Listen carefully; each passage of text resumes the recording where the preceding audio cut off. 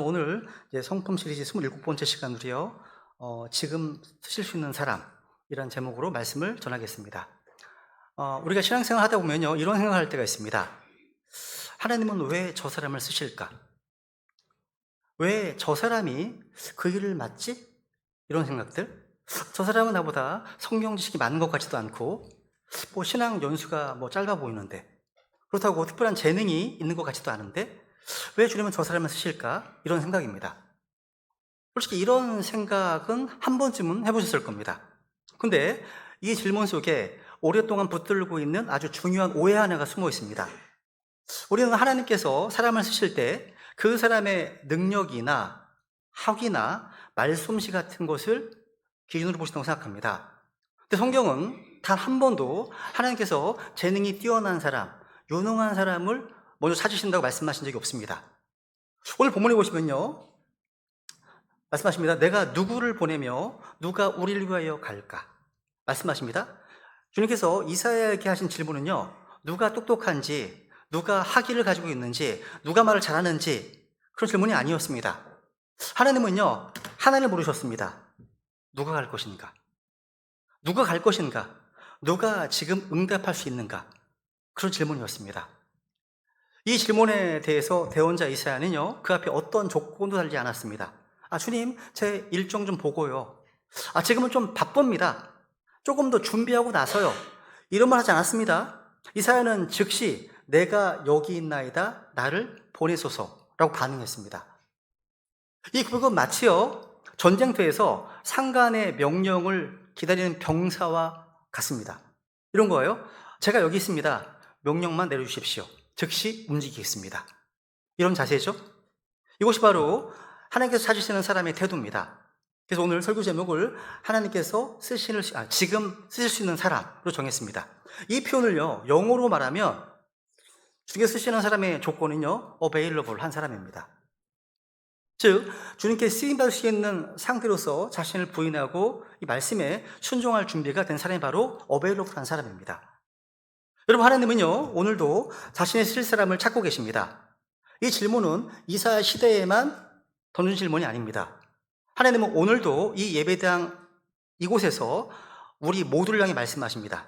내가 누구를 보내며 누가 우리를 위하여 갈까? 누가 우리를 위하여 갈까? 말씀하십니다. 성경에서 하나님께서요, 우리라고 하신 것은 그분이 삼위일체 하나님이시기 때문이죠. 그 하나님께서는요, 지금 일꾼을 찾고 계십니다. 고린도전서 3장 9절 읽어볼까요? 시작. 우리는 하나님과 함께 일하는 일뿐이요 너희는 하나님의 농사요 하나님의 건물이니라. 하나님은요, 자신과 함께할 일꾼을 찾으십니다. 그러니까 문제는요, 하나님께서 부르시지 않는 것이 아닙니다. 문제는 그 부르심에 응답하는 사람이 별로 없다는 데 있습니다. 오늘날 많은 크리스찬들이 주님, 지금은 너무 바쁩니다. 사업이 좀 안정되면요, 또 은퇴하면요, 조금 더 제가 준비되면 하겠습니다 라고 고백합니다. 그런데 여러분, 성경 어디에도요, 준비되면 순종하라 이런 말씀 없습니다. 하나님의 부르심에 대한 성경의 명령은 언제나 한결같이 지금이고요, 오늘이고요, 즉시입니다. 그러니까 주님께서 부르실 때 우리의 반응은요, 언젠가가 아닙니다. 지금이어야 하고요, 나중이 아니라 today, 오늘이어야 되고요, 다음으로 미루는 것이 아니라 즉시여야 한다는 겁니다. 하나님께서는요, 유능하고 완벽한 사람을 찾지 않으십니다. 하나님은요, 가까이 있는 사람을 찾으십니다.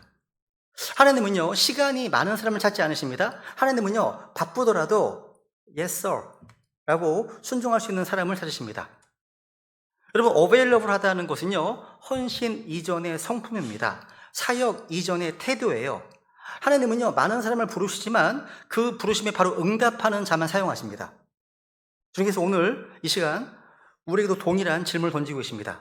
내가 누구를 보내며 누가 우리를 위하여 갈까? 이 질문 앞에서 우리 배단위 성도님들 모두가 다 이사야처럼 주여 내가 여기 있나이다, 나를 보내소서 라고 망설임 없이 즉시 반응하며 고백하길 바랍니다.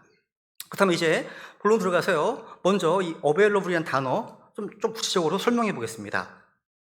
여러분, 하나님이 쓰시는 사람, 다시 말해서 available한 사람이 어떤 사람일까요? 오늘날 많은 이들이 이 단어를 이렇게 생각합니다. 시간이 좀 있는 상태, 좀 여유가 생긴 상태, 좀 바쁘지 않은 상태, 이렇게 이해합니다. 근데 주님께서 쓰시는 사람의 조건을 어베일러블 하다는 것은요, 시간의 문제가 아니라요, 태도의 문제로서 영적인 상태입니다. 여러분, 어베일러블 하다는 것은요, 즉시 하나님의 부르심에 반응할 수 있는 상태예요. 곧 주님께서 지금 당장 사용할 수 있는 준비된 상태를 의미합니다. 이리 비유해 볼게요. 제가 공군에서 이제 관제사로 근무할 때요, 저는 이제 available이라는 말을 많이 썼습니다. 이 단어가 얼마나 긴장된 단어인지 저는 매일 경험했습니다. 레이더상에요, 보통 이제 그 북한 위에는요, 항적이 별로 없어요. 기름이 별로 없어서 훈련을 못 시키거든요. 근데 종종 아주 보름에 한 번씩 이상항적이 뜹니다. 몇 개가 떠요. 떠서 남쪽으로 엄청 빨리 내려올 때가 있어요. 그럼 초긴장을 합니다. 그래서 전투 추선을 내려오면 이제 우리가 대응을 해야 돼요. 그래서 수월이나 이런 비행단에서 전투기 띄워서 DM 자리에서 돌고 캡을 치고 있습니다. 그래서 오면 바로 대응하려고 하거든요. 여러분, 뭔가 이상적이 잡혀서 북한 지역에서 뭔가 내려오는 것을 확인하잖아요. 그러면 저는 비행단에 전화를 겁니다. 지금 어베일러블한 전력이 있는가 확인하고 즉각적인 조치를 취하게 됩니다. 여러분, 그 상황에서 저는요, 가장 성능이 좋은 전투기가 뭐냐 묻지 않습니다. 제일 실력이 뛰어난 조종사 누구냐 묻지 않습니다. 아무리 최신 전투기를 하더라도요, 연료가 채워져 있지 않으면 어베일러블 하지 않습니다. 아무리 최고의 조종사를 하더라도요, 지금 휴가 중이라면 어베일러블 하지 않습니다. 하지만 기종이 조금 구형이라도 F5를 하더라도요, 조종사가 탑승해 있고 연료가 채워져 있으며 항공 무장이 완료되어 있어서 즉시 스크램블이 가능한 상태라면 그 전투기가 긴급 발진 상태가 됩니다. 여러분, 전투기는요, 성능으로 출격하지 않습니다. 어베일러블 상태일 때 스크램블되어서 출격됩니다. 스크램블이라는 것은 뭐냐면요, 이건 사전 공지하고 띄우는 게 아니에요. 준비 시간이 있는 것이 아닙니다. 어떤 상황이 발생하면 즉시 반응하는 겁니다. 6분 안에 가야 되거든요. 그러니까 조금만 기다려주세요 라는 말이 통하지 않습니다. 그냥 바로 반응해야 됩니다. 주님께서 사람을 부르실 때도 마찬가지예요. 하나님은 우리에게요, 미리 언제쯤 부를 거니까 그때가 준비해, 이런 말씀하지 않으십니다. 하나님은 갑자기 말씀하십니다. 누가 나를 위하여 갈까? 그때 필요한 사람이 바로 어베일러블한 상태에 있는 사람입니다. 오늘 본문에 나오는 질문, 내가 누구를 보내며 누가 우리를 위하여 갈까? 이 말씀 사실상 지금 출격 가능한 전력이 있는가를 묻는 것과 같습니다. 그리고 이사야의 답변은요, 본인이 어베일러블한 상태였다는 거예요. 그러니까 지금 출격 준비가 되어 있었고 주님의 사역에 즉시 투입 가능한 상태였기 때문에 쓰임받은 겁니다. 그래서 이사야가 가장 뛰어나기 때문이 아니에요. 뭔가 조건이 좋아서가 아닙니다. 즉시 반응할 준비가 되어 있었기 때문입니다. 여러분, 하나님은요, 최고의 전투기와 같은 뛰어난 사람을 찾으시는 분이 아니십니다. 하나님은 지금 바로 스크램블이 가능한 전투기처럼요, 주님의 말씀에, 그 부르심에 즉시 반응할 수 있는 사람을 찾으십니다. 하나님은요, 준비되면 오라 말씀하지 않으십니다. 주님은 지금 갈 수 있느냐고. 지금. 그러니까 항상 스탠바이 상태가 있어야 되겠죠. 그죠? 그걸 모르시는 거예요. 그러니까 어베일러블이라는 단어는요, 능력이 아니라 태도입니다. 뭔가 준비가 아니라 즉시 반응할 수 있는 상태냐는 겁니다. 그걸 묻고 있습니다. 주님께서 사람을 쓰실 때요, 아무리 성경 지식이 많고 은사가 풍부하고 경험이 뛰어나더라도 지금 주님의 부르심에 즉각 반응할 수 없다면 그 사람은 주님께 쓰일 수 없는 상태인 겁니다. 성경에 히브리서 3장 이렇게 말씀합니다. 읽어볼까요? 시작. 그러므로 성령님께서 이르시기를 오늘 너희가 그분의 음성을 듣거든 경노하게 하던 때, 즉 광야에서 시험하던 날이 한 것 같이 너희 마음을 강팍하게 하지 말라. 성경은 오늘입니다. 너희가 그분의 음성을 듣거든입니다. 듣거든 너희 마음을 강팍하게 하지 말라. 다시 말해, 오늘 바로 그 주님의 말씀에 반응하라는 거예요. 이사야를 보세요. 이사야는요, 주님의 음성을 들었을 때 내가 여기 있나이다, 나를 보내소서라고 고백했습니다. 이 말은요, 자신이 완벽히 준비되었습니다 라는 뜻이 아니에요. 저는 충분히 능력이 있습니다 이런 말도 아닙니다. 이 고백은요, 주님, 저는 지금 주님 앞에 있습니다. 주님의 음성을 듣고 있습니다. 그 주님의 부르심 앞에 제 자신을 내어드리겠습니다. 이런 말이에요. 이것이 바로 어베일러블한 상태입니다. 하나님의 손이 닿는 자리에 있는 상태예요. 하나님의 말씀에 즉시 반응할 수 있는 상태, 아무 조건 없이 그 말씀에 순종할 마음의 자세입니다. 즉 하나님께서 찾으시는 사람은요, 지금 주님 앞에 서 있는 사람이에요. 지금 그 말씀에 반응할 준비가 된 사람입니다. 여러분, 사무엘도 그랬습니다.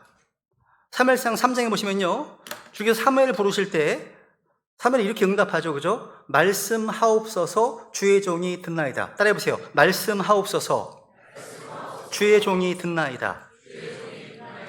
사무엘은요, 주님께서 사무엘아 부르실 때, 주님, 저는 너무 어립니다. 이렇게 말하지 않았습니다. 주님, 저는 너무 경험도 부족하고 지식도 많이 부족합니다. 준비가 안 되어 있습니다. 이렇게 변명하지 않았습니다. 사무엘은요, 그 주님의 말씀을 듣고 있었습니다. 그 주님의 음성에 반응할 준비가 되어 있었습니다. 그래서 주님께서는 이 어린 사무엘을 이스라엘의 대원자로 하나님의 사람으로 세우셨습니다. 중요한 것은 사무엘의 나이가 아니라 그의 자세, 태도였다는 겁니다. 누가복음 1장의 마리아도 마찬가지예요. 천사가요, 이 처녀 마리아가 아들을 낳을 것이라는 하나님의 말씀을 전했을 때 마리아는요, 어떤 다른 계산하지 않았습니다. 마리아는요, 앞으로 자기에게 닥칠 어떤 불이익을 따지지 않았습니다. 사람들의 시선이나 평가를 먼저 고려하지 않았습니다. 이렇게 고백했습니다. 주의 여종을 보소서 당신의 말씀대로 그 일이 내게 이루어지기 원하나이다. 마리아는요, 주의 말씀을 들었고 당신의 말씀대로 그 일이 내게 이루어지기 원하나이다라고 그 말씀을 믿었고 수용했습니다. 이 말은요, 내가 다 이해했습니다 라는 뜻이 아니에요. 제가 충분히 다 감당할 수 있습니다 라는 말도 아닙니다. 이 고백의 본질이 뭡니까? 주님, 저는 지금 주님의 말씀 앞에 저의 삶을 맡기겠습니다. 이겁니다. 이것이 주님께서 쓰실 수 있는 어베일러블한 태도입니다. 여러분, 어베일러블한 사람은요, 능력이 많은 사람이 아니에요. 지금 주님 앞에 있는 사람입니다. 말을 잘하는 사람이 아니라 주님의 말씀에 귀를 기울이고 있는 사람입니다. 문제가 전혀 없는 사람이 아니라 문제가 있어도 순종을 미루지 않는 사람입니다. 이건 성품의 문제이고요, 태도의 문제입니다. 하나님은 많은 사람을 부르십니다.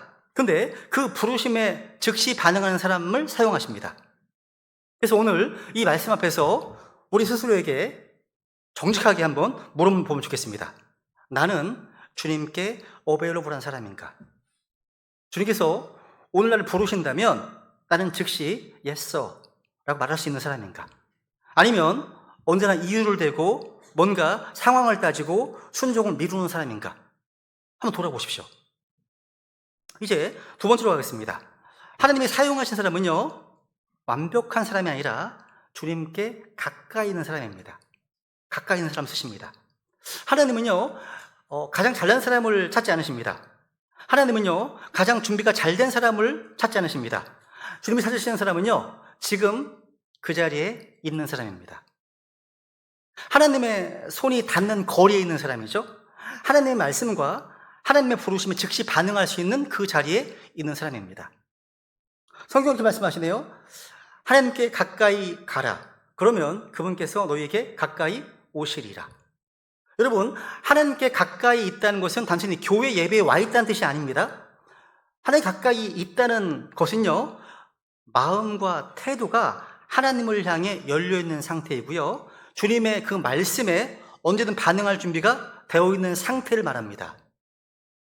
이사야가 쓰임받은 이유도 여기에 있어요. 이사야가 다른 대언자들보다 더 뛰어나서가 아닙니다. 준비가 완벽해서도 아니었습니다. 이사야는요, 그 부르심의 순간 하나님 앞에 있었습니다. 주님께 나아갔거든요. 우시야 왕이 죽었을 때 성전에 나아갔습니다. 주님 앞에 있었습니다. 그리고 주님의 말씀을 들을 수 있는 자리에 있었고 그 부르심에 즉시 반응할 수 있는 준비가 되어 있었습니다.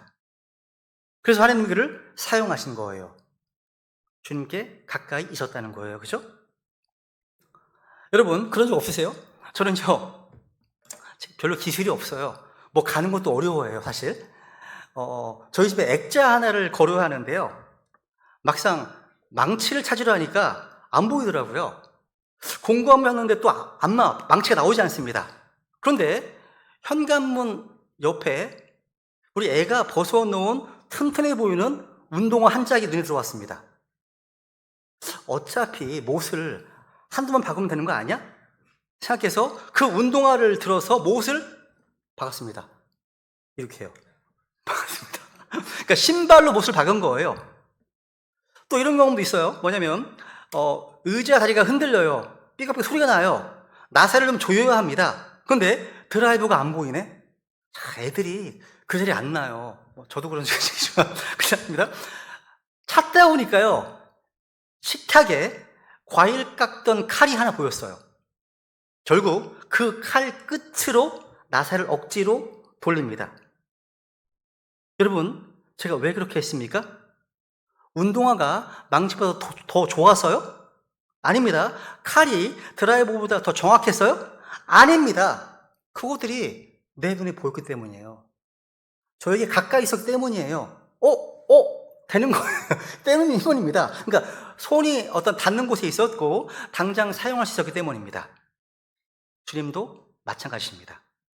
하나님 보시기에 더 훌륭한 도구들이 없어서가 아니에요. 더 똑똑한 사람, 더 말 잘하는 사람, 더 경험 많은 사람 얼마든지 있습니다. 근데 그 사람들이요, 하나님과 멀리 떨어져 있다면, 하나님의 손이 닿지 않는 그런 곳에 있다면 주님께서 그들을 사용하지 않으십니다.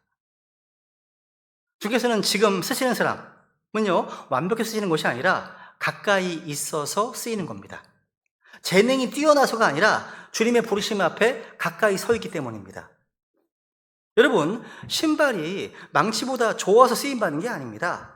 칼이 드라이버보다 더 적합해서 선택되고도 아닙니다. 그저 그 자리에 있었기 때문에 그 순간 사용할 수 있었기 때문에 쓰임받은 거예요. 주님께서는요, 오늘 여러분이 부족해 보인다 하더라도요, 그 자리에 있는 사람을 찾으십니다. 주님, 제가 여기 있습니다. 이렇게 말할 수 있는 사람, 하나님의 손이 닿는 자리에 있는 사람을 지금도 찾으십니다. 그러니까 문제는 능력이 아니에요. 문제는 거리입니다. 하나님과의 거리예요. 하나님 거리가 가까우면 하나님 쓰십니다. 여러분, 태양과 가까운 적도 지역은 따뜻합니다. 그죠? 멀면요? 북극 남극은요? 춥습니다. 거리가 중요하다는 거예요. 하나님과의 거리. 여러분, 주님 가까이 있는 사람은 오늘 쓰임받을 수 있습니다. 그런데 주님과 멀리 떨어져 있는 사람은요, 아무리 뛰어나고 아무리 능력이 많아 보여도요, 쓰임받을 수 없습니다. 여러분, 오늘 이 자리에 앉아있는 것만으로 만족하지 마세요. 교회에 나와 있는 것과 주님 앞에 가까이 있는 것은 달라요. 그렇습니까? 몸은 예배당에 와 있어요. 마음이 지금 딴 데 가 있는 사람이 있을 수 있습니다.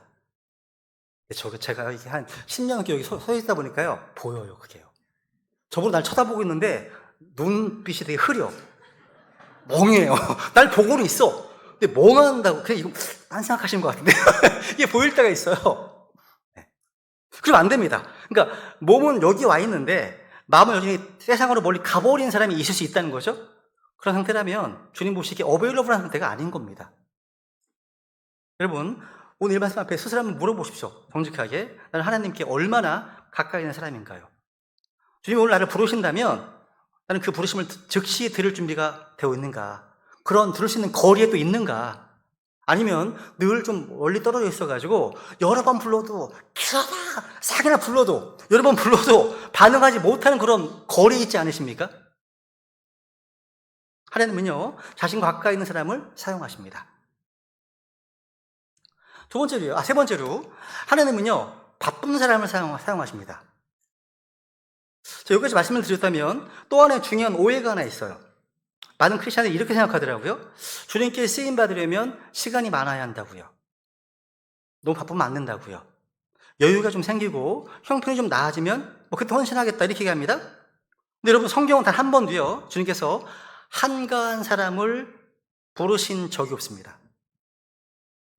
성경 자세히 보면요, 하나님의 부르심을 받은 사람들은 하나같이 무척 바쁜 사람들이었습니다. 전부 다 뭔가를 ING 하고 있었어요.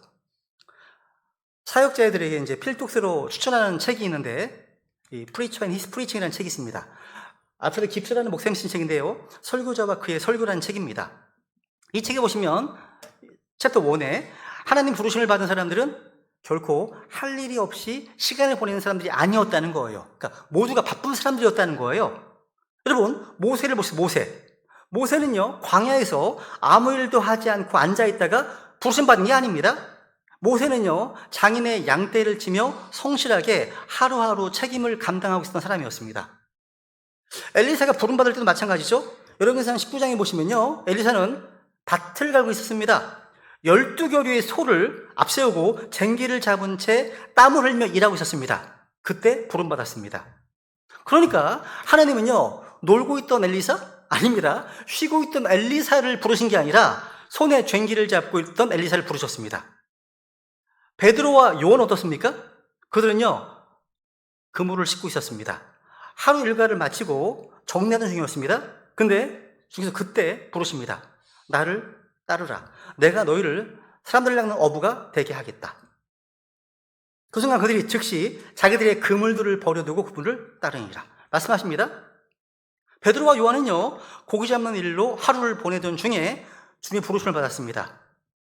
마태도 마찬가지예요. 마태는요, 세관에 앉아 있었습니다. 직장에서 세금을 징수하며 자기 일을 하고 있던 중이었어요. 그때 주님께서 그를 보시고 말씀하십니다. 나를 따르라. 나를 따르라. 그러니까 마태도요, 직장에서 일하고 있을 때 주님의 부르심을 받았습니다. 이들의 공통점이 뭡니까? 하나님은요, 게으른 자를 부르신 적이 없습니다. 하나님은 언제나 성실하게 자기 책임을 감당하고 있는 사람, 바쁜 일상 속에서도 하나님 부르심에 응답할 준비가 되어 있는 사람을 부르셨습니다. 왜 그렇습니까?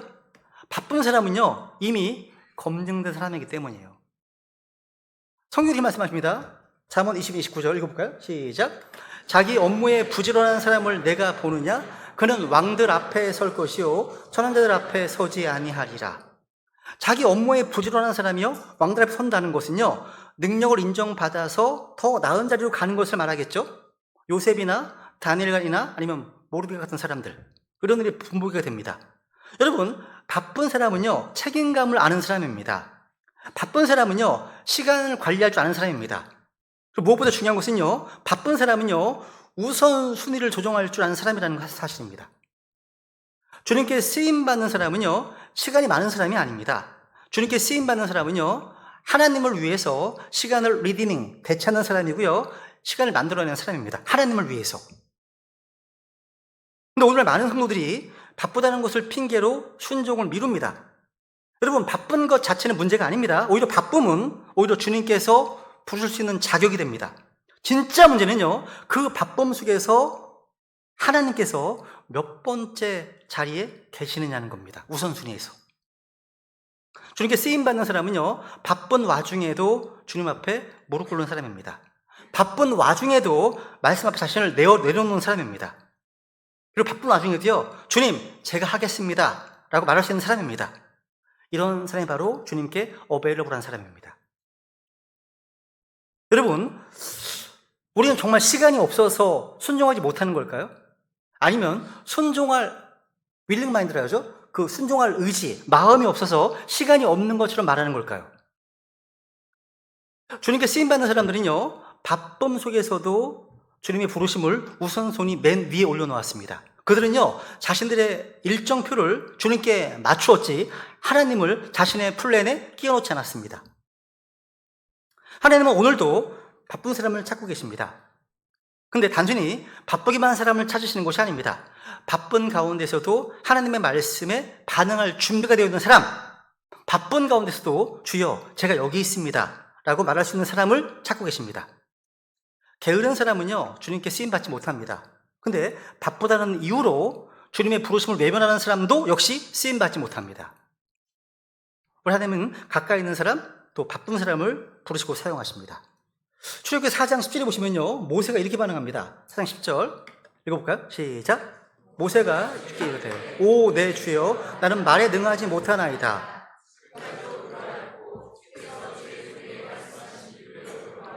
나는 말이 느리고 혀가 둔하나이다 하매.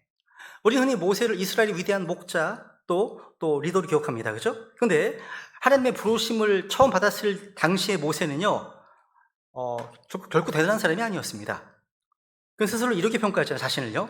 말이 느리고 혀가 둔한 아이다. 고백했습니다. 그러니까 모세는 자신의 약점을 누구보다 잘 알고 있었고요. 그걸 주님 앞에 그대로 고백했습니다. 오, 내 주여, 나는 말에 능하지 못한 아이다. 여러분, 하나님께서요, 모세를 사용하신 이유는요, 그의 말솜씨 때문이 아니었다는 거죠. 그의 리더십이나 어떤 카리스마 때문도 아니었습니다. 주님께서 모세를 사용하신 이유는요, 모세가 하나님의 산 호렙에 나와 있었기 때문입니다.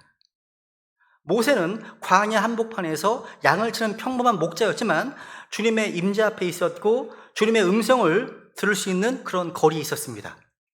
하나님께서는요, 자기 앞에 있던 모세, 하나님의 부르심을 들을 수 있는 그 자리에 있던 모세를 부르신 거예요. 사용하신 겁니다. 여러분, 다윗도 마찬가지예요. 블레셋거인 골리앗 앞에는 사울의 군대가 있었습니다. 훈련받은 군사들이 있었고요. 또 갑옷을 입은 장수들이 많이 있었습니다. 인간적인 기준으로 보면요, 주님께서 쓰실 사람은 당연히 그들 가운데 한 사람이어야 했습니다. 당연하죠? 골리앗은요, 6큐빗이 넘었으니까 한 3m가 넘는 키입니다. 그리고 무장한 건 보더라도 그냥 지가 죽을 만큼, 야, 완전 오늘날 말하면 엄청난 걸 무장한 거예요, 다. 그죠? 무장한 겁니다. 근데 여러분, 신체 조건으로 보나 무장 상태를 보나요, 빈틈이 없어 보이는 상태였다는 거죠. 그러니까 무시무시한 거예요. 성경은 이스라엘 백성들 모두가, 거기 나갔던 군인들 모두가요, 거인 골리앗 앞에서 두려워하고 도망쳤다, 이렇게 증언합니다. 뭘로 속인 상태예요? 여러분, 거기에는요, 사울 왕도 있었고요, 이스라엘 어떤 훈련받은 군사들도 많이 있었습니다. 근데 그 상황에서 주님께서 사용하신 사람은요, 양을 치다가 심부름 왔던, 아버지의 심부름을 보내서 왔던 소년 다윗이었습니다. 다윗이 거기서 쓰임받은 이유는 뭔지 아십니까? 뭔가 어떤 엄청 힘이 좋거나 기술이 뛰어난 게 아니에요. 말씀지가 좋았던 것도 아닙니다. 단 하나입니다, 이유가.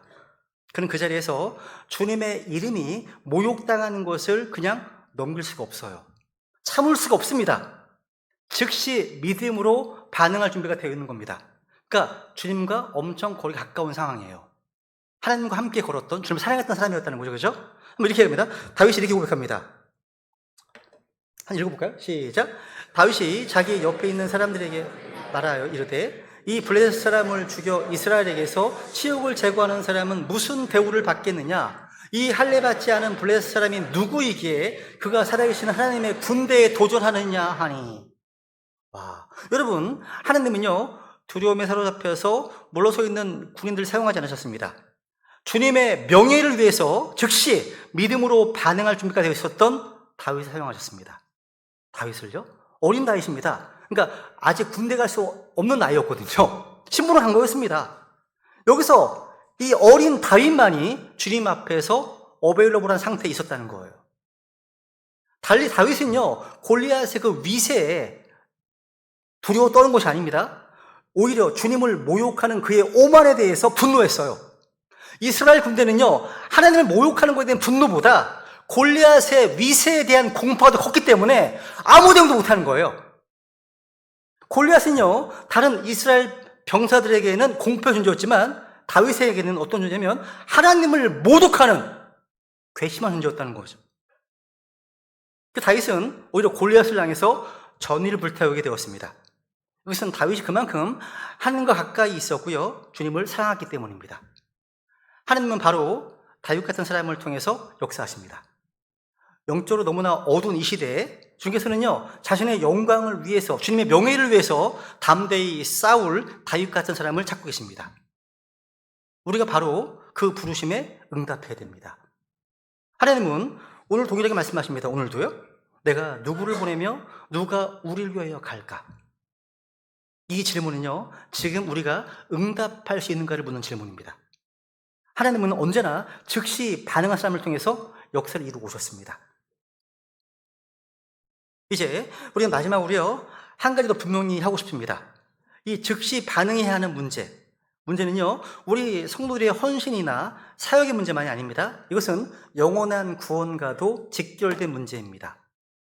성경은요, 그리스도의 복음 앞에서 다음에요, 나중에요, 라고 말하는 사람들의 결말이 무엇인지 경고합니다. 여러분, 즉시 반응하느냐, 믿느냐, 이 문제는요, 영혼의 문제와 연관되어 있습니다. 구원의 문제죠?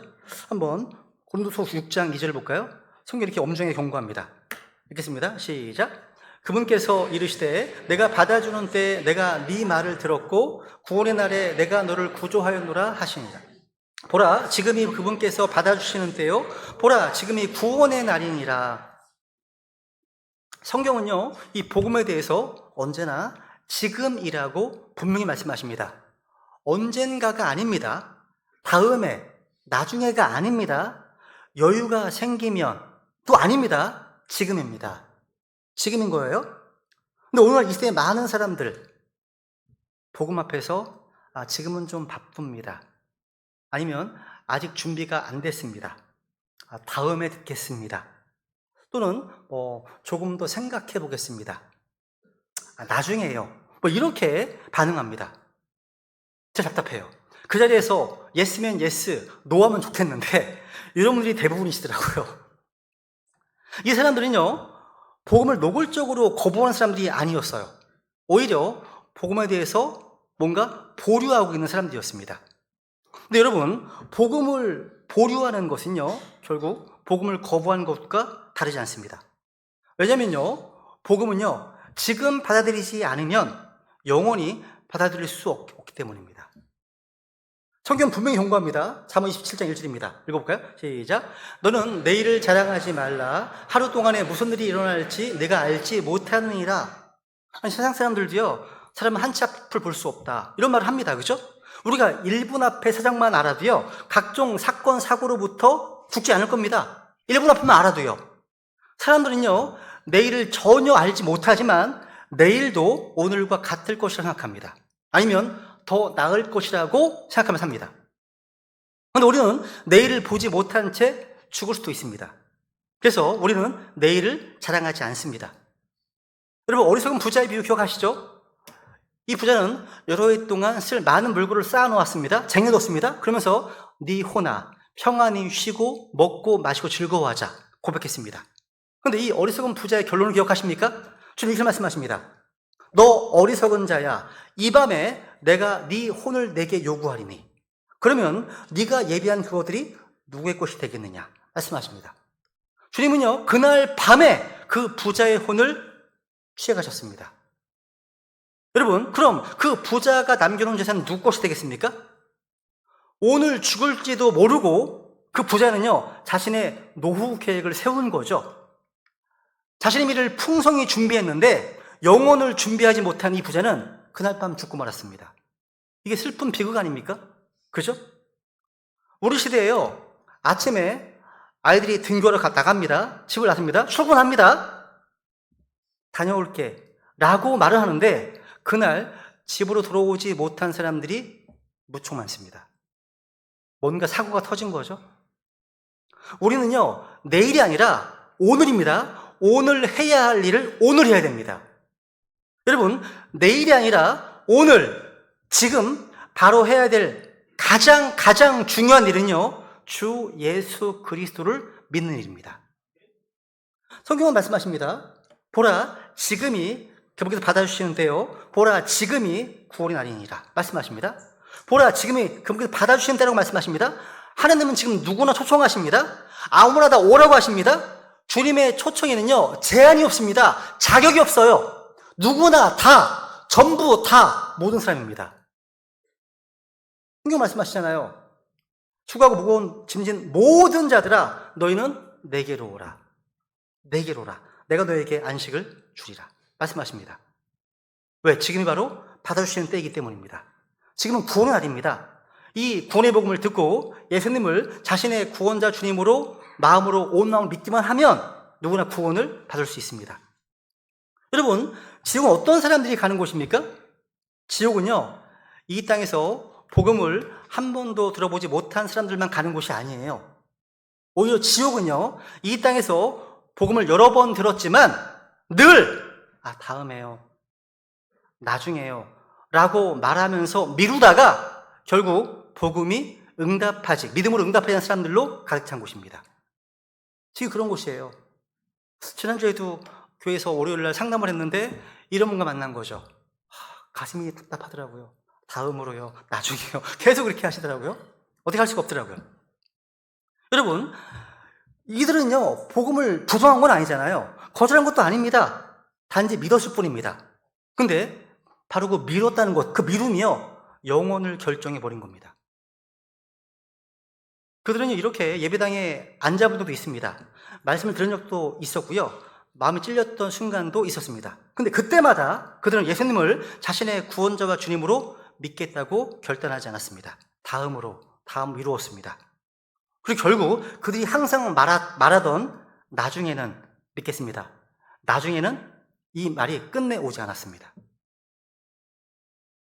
성경은 분명히 경고합니다. 사람이 복음을 계속 미루면 미룰수록 양심은 점점 무디어지고요. 마음은 점점 굳어집니다. 처음에는 두려움도 있었고요. 찔림도 있었고요. 마음이 반응하기 시작했습니다. 근데 계속 미루다 보면요. 어느 순간부터 아무런 느낌도 없어집니다. 아무런 감동도 없어요. 말씀을 들어도 마음이 움직이지 않아요. 주님께서 말씀하시는데 더 이상 귀가 닫혀있네요. 이런 거 많이 느껴요. 계속 거부한 사람들은요, 거부한 만큼 마음이 강팍해져 있습니다. 반응하기 어려워지는 거죠. 무서운 거, 이게요. 무섭습니다. 그때가 너무 늦은 것일 수 있다는 거예요. 그래서 여러분, 이 자리에 아직 구원받지 못한 분이 계시다면, 또 구원의 확신이 없는 분이 계시다면, 오늘 이 말씀을 가볍게 듣지 마십시오.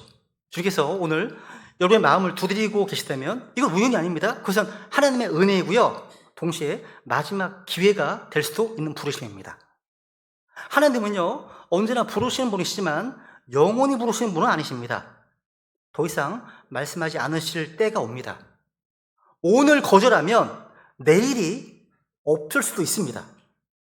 내일이 보장된 사람은 이곳에 한 명도 없기 때문입니다. 이곳에.